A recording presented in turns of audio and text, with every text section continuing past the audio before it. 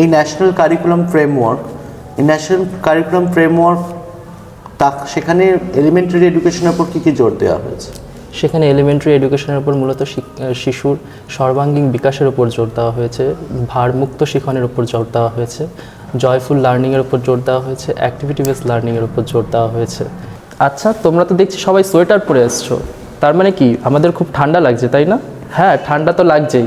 তো আচ্ছা, যখন আমাদের খুব ঠান্ডা লাগছে, আচ্ছা তাহলে বলো তো এইটা কোন কাল, কোন ঋতু চলছে এখন?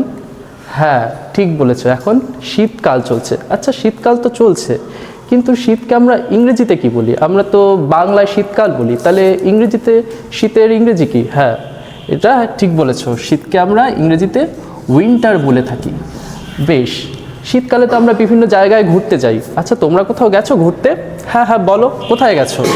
হ্যাঁ, আচ্ছা কি বলছো, পিকনিক করতে গেছো? বাহ, ভালো তো। তা পিকনিকে কে গেল, কে কে গেল তোমার সাথে অনামিকা?